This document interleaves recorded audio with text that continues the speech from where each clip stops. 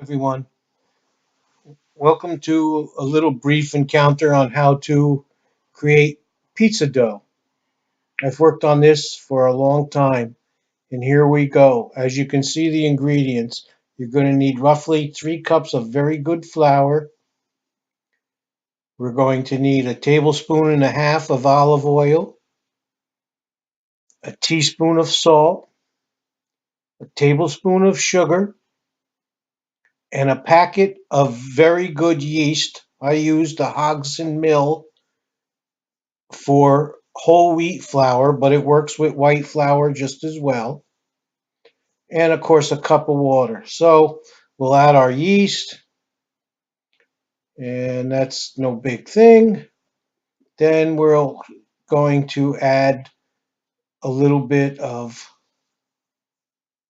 sugar, usually a tablespoon. That's brown sugar because I was out of white sugar. Teaspoon salt, good to go. Now the tablespoon and at least a half of olive oil. Important ingredient in this particular recipe.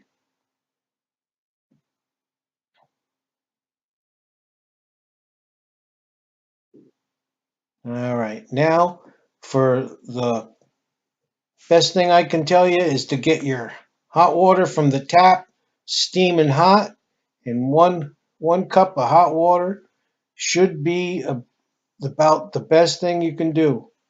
Usually I have the hot water running while I add the ingredients so it's ready to go when everything's in the bowl. Mix it a little bit,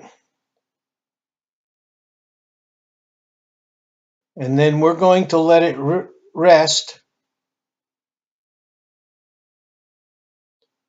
for approximately 8 minutes or more.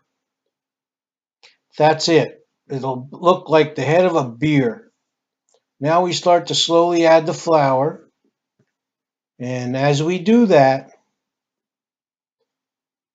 the flour and the yeast and the ingredients will mix together nicely and start to follow your fork.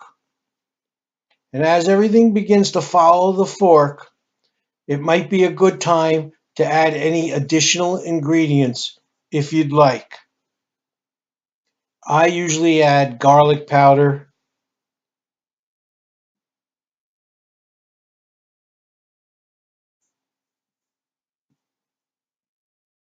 oregano,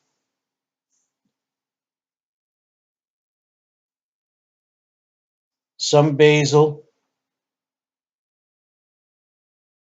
and occasionally I like to use crushed red pepper for a little bit of a kick.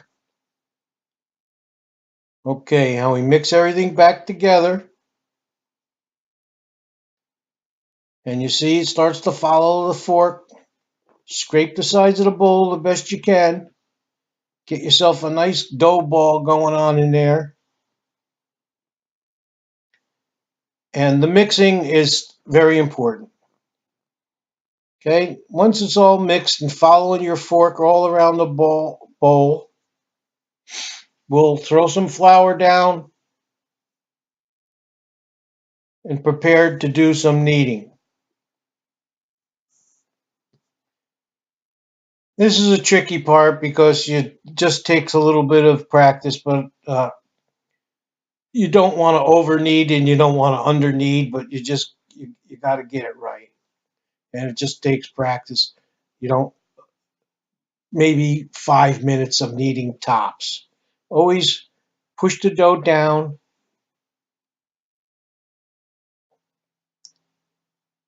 and push it away from yourself and fold it back in. Push it away, fold it, push it away, then start to move it around like you're going to make a ball. And push it back down, Spread it out, fold it, push it away, and you should be ready in a few minutes. Don't go overboard. Some people believe that it'll make it more bubbly or whatever, but it's all depends on the rise, which can occur in approximately an hour to 2 hours. I prefer to go 2 hours, but sometimes I actually can't wait that long. And so if I see that the dough is doubling in size in a covered bowl, I'll go for it and start making it. Okay, so now we got the dough in a nice bowl. We add olive oil to our bowl, wipe it all around, and then we're going to just add the dough. I usually flip it once, so I put the dough in the bowl and then flip it.